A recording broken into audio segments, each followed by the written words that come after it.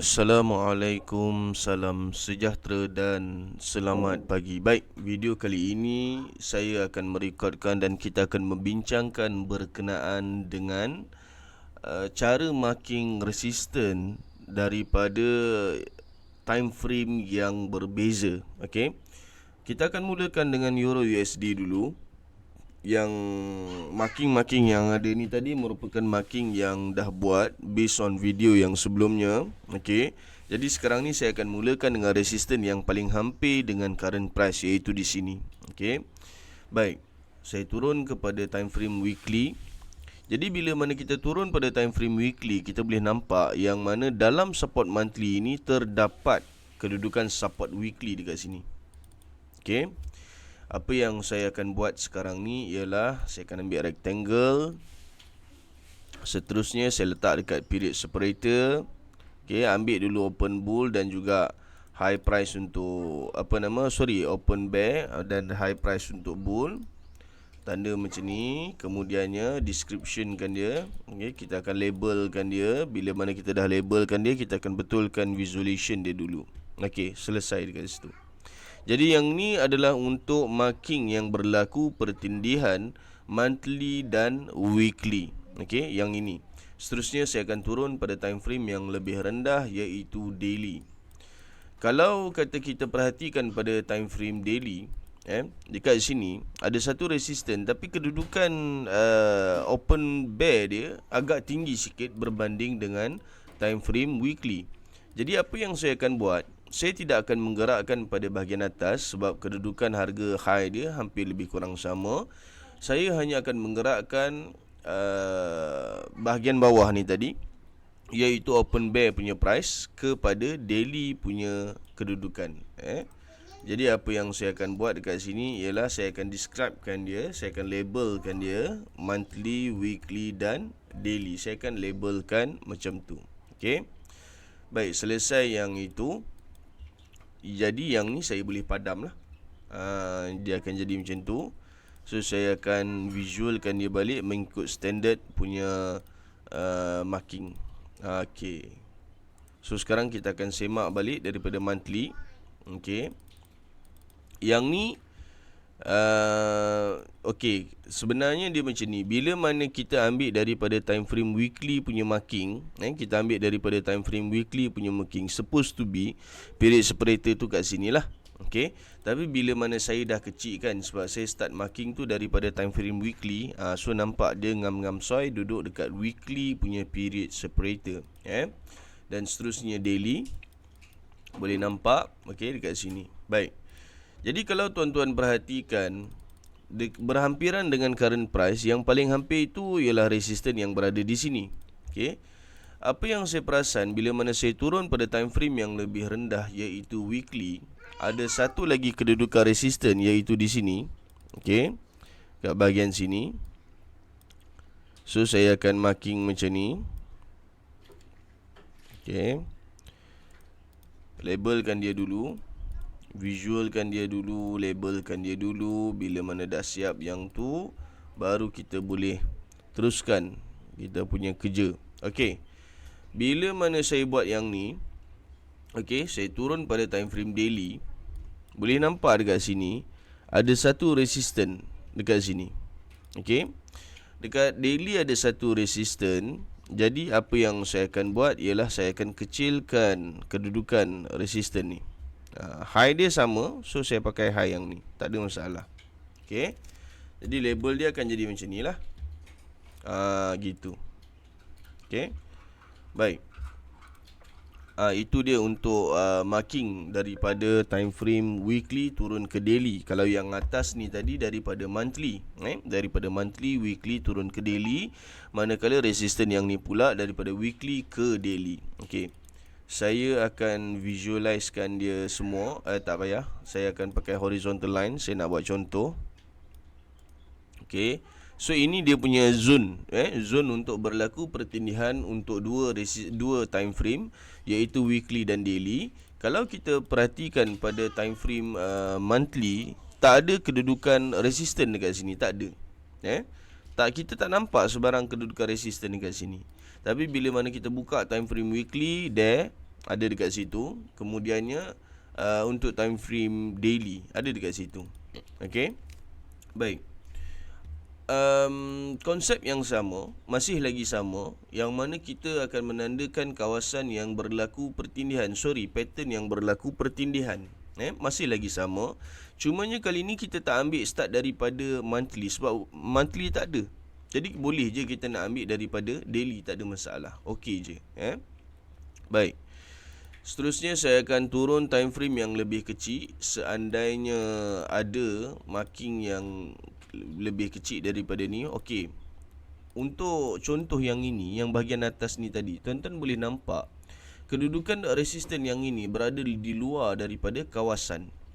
Manakala pattern yang ni pula berada dalam kawasan. Jadinya kalau nak dikecilkan untuk H4, boleh buat kat sini, tak ada masalah. Seterusnya saya turun pada time frame yang ni dia. Okey, yang daily punya ni. Macam ni juga. So ini merupakan range bagi pattern weekly dan daily, di mana dah berlaku pertindihan. Kita pun dah fokuskan dia punya kawasan. Dan seterusnya bila mana kita buka pada time frame yang lebih rendah, kita boleh nampak ada satu pattern H4 resistance yang berada dalam kawasan yang sama. Jadi kita boleh kecilkan dia lah. Kita kecilkan macam ni, tak ada masalah. Jadi bila mana kita dah kecilkan kedudukan high ni tadi, high untuk resistance H4 ni tadi dekat sini, so kita kecilkan dekat sini. Dan betulkan dia punya label dia. Okey. Macam tu. Okey. Jadi yang ni untuk Euro USD bagi time frame H4.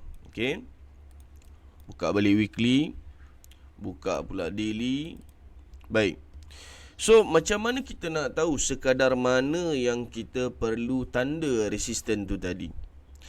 Untuk menjawab persoalan ini agak sukar, sebab untuk kita tahu ataupun untuk kita tentukan sehingga ke bahagian mana resisten yang perlu kita tanda, yang perlu kita marking, yang perlu kita ambil tak berat, ambil peduli dan sebagainya, dia melibatkan dua teori. Okey, dia melibatkan dua teori. Jadi nak tak nak, suka ataupun tidak, kena tunggu silibus dua teori. Okey. Kalau kata kita nak marking, yang ni pun boleh marking, yang ni pun boleh marking dan sebagainya. Tapi yang paling penting untuk kita tahu level mana resisten yang kita nak tanda adalah paling senang untuk kita belajar dua teori dulu. Sebab bila mana saya mengajar, practically apa yang teori yang saya ajar ini boleh di-apply dengan pelbagai jenis trading style. Sama ada swing, intra dan sebagainya. Okey. Apply cara yang sama. Macam contoh kalau nak intra, mungkin boleh pakai cycle dua teori tu pada H1 ataupun H4 dan sebagainya, dan trade lah mengikut kesesuaian dan keselesaan masing-masing yang saya katakan tadi, intra dan sebagainya. Baik, kita teruskan dengan time frame dengan pair GBP USD. Dari kita bermula dengan time frame monthly. Okey, kita akan ambil yang ni dulu. Kita akan fokuskan yang ni. Manakala yang bahagian atas ni pula resisten yang telah berlaku pertindihan, yang atas ni. Jadi ada dua lah resisten untuk case GBP USD. Tukarkan kepada time frame yang lebih kecil, iaitu time frame weekly. Okey. Yang ni dia dah out of range, boleh nampak dia dah terkeluar daripada kotak. Okey, yang ni pula dia masih lagi dalam kawasan yang sama. So kita boleh labelkan dia macam ni je, tanpa perlu tukar apa-apa, sebab semuanya masih lagi sama. Dia punya open price untuk bear, dia punya high price semuanya masih sama. Jadi yang ni saya abaikan. Okey. Kalau nak tanda juga macam biasa, tak ada masalah, boleh tanda. Cuma caranya akan jadi begini, sebab pattern ini merupakan pattern resisten di mana dia berlaku pertindihan dalam kawasan yang sama. Cumanya pattern dia out of range. Yang ni nak kena jelas lah. Dan normally kita akan buat marking yang by line ni tadi, by line yang macam ni daripada time frame yang besar. Jadi bila mana kita bandingkan dua time frame, monthly dengan weekly, tentunya weekly merupakan time frame yang lebih besar berbanding dengan weekly. Sebab tu saya pakai line yang macam ni. Okey. Baik, saya teruskan dengan time frame daily. Bila mana saya tukarkan kepada time frame daily, kita boleh nampak dekat sini telah pun berlaku pecahan. telah pun berlaku pecahan pada resisten yang berada di sini. Okey. Jadi apa yang saya akan buat untuk kes yang sebegini, ni dia. Saya akan buat macam ni. Saya akan tarik ke period separator yang ni macam biasa. Seterusnya saya akan ambil high. Okey. Saya akan mulakan daripada time frame weekly. Okey. Weekly dan seterusnya saya akan labelkan weekly dan daily. Masih lagi sama, kita fokuskan pada bahagian atas pula. Okey. Kita akan ambil open bear. Okey, macam tu, selesai. Jadi sekarang ni kita ada dua kedudukan resisten yang berlaku pertindihan daripada dua time frame yang berbeza, weekly dan daily. Dan kedua-dua resisten ini tadi patternnya berada dalam kawasan pattern weekly. Ni pattern. Kalau kata macam case yang dekat atas ni tadi, monthly dengan weekly ni, dia out of pattern, dia berbeza. Okey. Baik. Okey, sekarang ni kita tengok dekat time frame daily, kita boleh nampak yang kawasan atas ni, yang mana ini merupakan kawasan resisten untuk monthly yang atas ni. Manakala yang bahagian bawah ini pula merupakan kawasan untuk resisten weekly. Jadi resisten yang termasuk yang berlaku pertindihan, yang akan saya fokuskan adalah di sini. Nampak tak daily punya ni? Okey, ni daily punya. So saya akan tarik sampai sini. Okey, saya akan tarik sampai sini. Okey. Jadi yang ini merupakan pertindihan. Yang ni bukan pertindihan kawasan, sebaliknya pertindihan pattern. Kenapa saya kata berlaku pertindihan pattern dekat sini? Okey, kejap.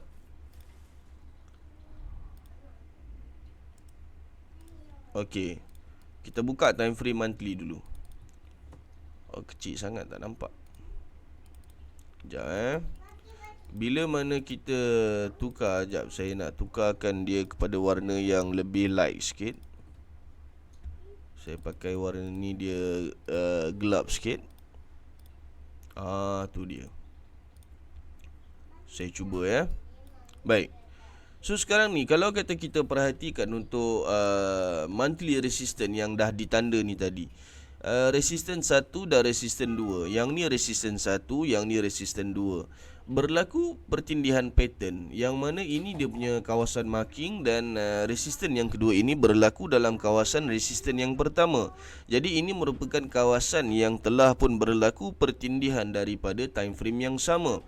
Dan dalam kawasan yang berlaku pertindihan itu tadi, terdapat satu resistance daripada time frame daily yang berada dalam kawasan yang sama based on the pattern. Pattern tu termasuk, makna kata dia punya close price untuk bull dan juga open price untuk bear ada dalam kawasan tu. Dia tergolong dalam kawasan tu sekali. Jadi ini cara marking dia. Baik, bila mana kita tukarkan kepada time frame weekly. Okey, yang daily ni saya visualkan hanya untuk daily dulu. Okey, saya asingkan dulu visualization dia. Kalau tuan-tuan perhatikan marking untuk time frame daily ni tadi, saya akan buat warna kuning, tengok. Macam tu. Baik, nampak terang sikit kan. Pattern untuk weekly, dia berasingan dengan pattern untuk monthly. Okey, dia berasingan, dia tak sama. Okey, dia tidak berada dalam kedudukan time frame weekly. Kalaulah sekiranya open bull ni tadi dia tinggi sikit, dia close dekat sini, bahagian sini, makanya kita akan kata berlaku pertindihan pattern. Tapi untuk kes yang sebegini, apa yang berlaku hanyalah pertindihan kawasan sahaja. Baik. So untuk kes yang macam ni, kita tak boleh nak kecilkan. Kita tak boleh nak kecilkan marking, kita tak boleh nak simplifykan marking tu tadi, tak boleh.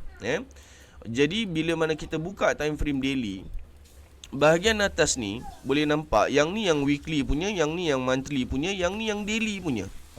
Ni dia. Walaupun monthly dengan weekly ini terpisah, tapi kedudukan time frame kedudukan marking untuk daily ni tadi, dia berada dalam kawasan weekly dan monthly. Jadi pertindihan itu kita declare yang mana dia berlaku pertindihan daripada 3 time frame, monthly, weekly dan daily. Dan sekiranya nak kecilkan zone, nak kecilkan zone, boleh buat macam ni, tak ada masalah. Baik. Sebelum saya tukar kepada USD CHF, saya nak hurai sikit lagi. Okey, saya rasa mungkin tak done dah nak hurai yang ni. Okey, sebab tapi yang ni simple lah, senang lah kan. Obviously dia pattern tersebut berada dalam kawasan monthly dan weekly. So benda tu senang. Jadi sekarang ni saya nak fokuskan yang ini. Okey. Bila mana ada pertindihan yang berlaku, macam contoh yang ini, resisten yang ini, dia berlaku pertindihan daripada time frame weekly dan daily. Jadi in term of marking, in term of priority saya untuk marking, saya nak ambil pertindihan yang macam mana? Macam mana yang saya nak ambil? Saya akan ambil start daripada the highest time frame, sebagai contoh monthly. Adakah sekiranya ada macam contoh, okey, katakanlah dekat sini monthly dengan weekly semata-mata. Manakala dekat sini berlaku 3 pertindihan time frame, sini 2. Jadi saya akan lebih utamakan 3 berbanding dengan 2. Tu kaedah dia, priority dia. Tapi adakah satu jaminan, adakah satu confirmation, adakah satu guarantee yang mana market akan pergi kepada kawasan yang banyak berlaku pertindihan?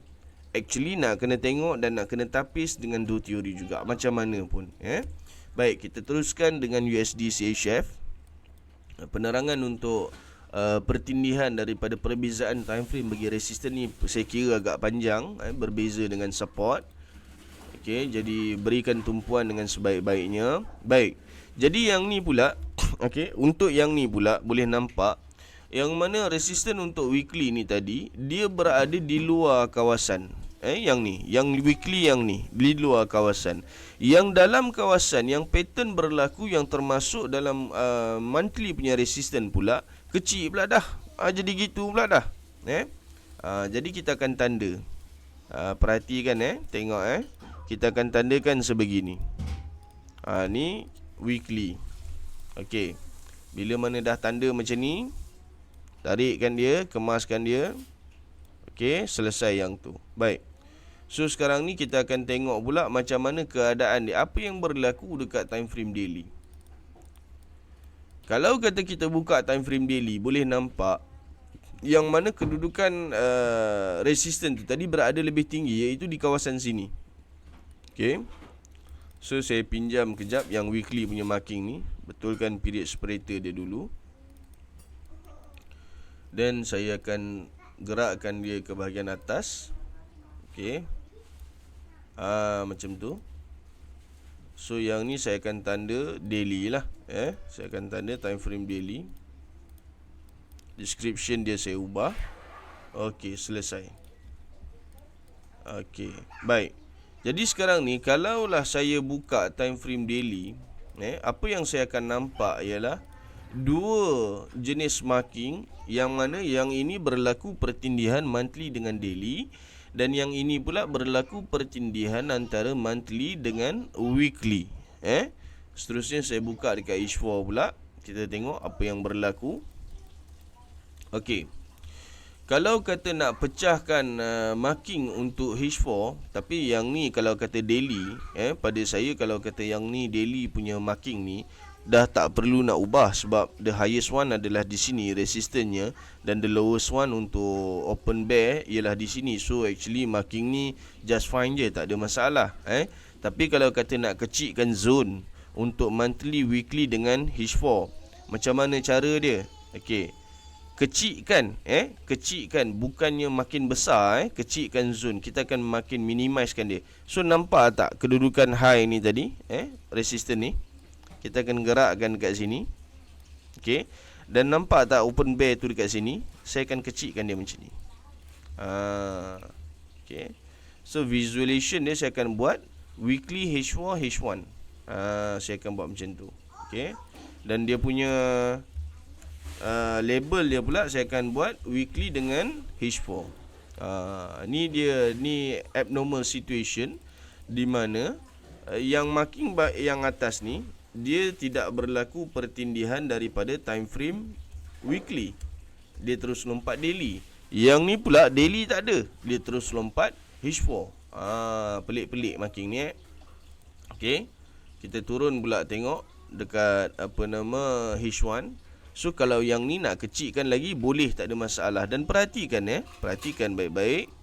Kalau kita boleh tengok dekat sini, the price is much higher dekat sini untuk resisten yang ini. Okey.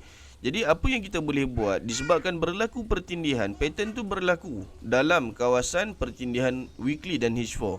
So kita boleh kecilkan dia sebegini. Kita boleh kecilkan dia. Saya rendahkan sikit. Macam tu. Jadi sini kita boleh remarkkan dia weekly, H4 dan H1. Selesai. Okey.